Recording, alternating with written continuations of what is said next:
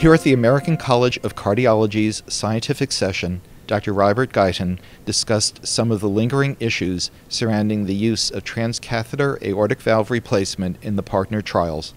The PARTNER trial now is reporting data of 2-year outcomes with the transcatheter valve in this prospective randomized study.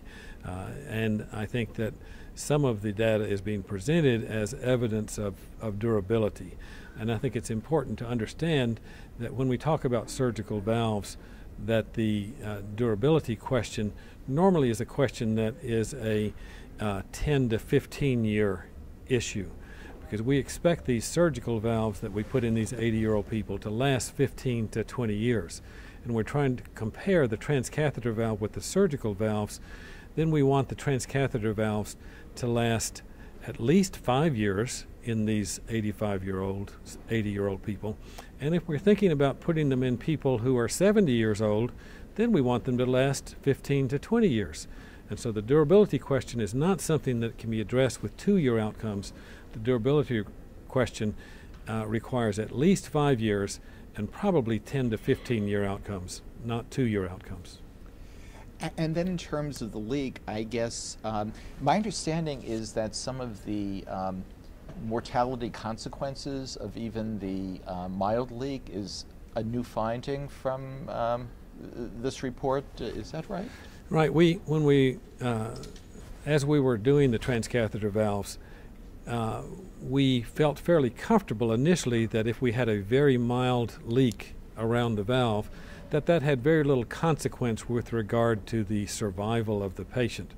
And we worked very hard not to have moderate or severe leaks, but we didn't work really hard to prevent those very mild leaks. And maybe because we didn't work hard at it, 50% or more of the patients in the PARTNER trial have either a mild or moderate to severe leak. And it's about 40% with mild leaks and about 15% with moderate to severe leaks. And now we're finding out that even in those patients with the mild leak, there's a correlation between having a mild leak and an increased mortality over the first 2 years. And so that means that we now need to refocus and really work on reducing and eliminating as much as possible the perivalvular leak. And I think that with new techniques and with reinflation and re-expansion and using techniques to be sure we get the biggest possible valve in the patient, that we can reduce those leaks, I think, by at least 50% and have it down to 25% or less of the TAVR patients that have some leak. And then I think that we'll have better survival for our patients. And then if we do that, then the relative benefit of the TAVI versus the surgical treatment will improve. And that's our goal, is to make the TAVI technique as good as possible and progressively be able to use the least invasive treatment that is of benefit to the patients as we go forward.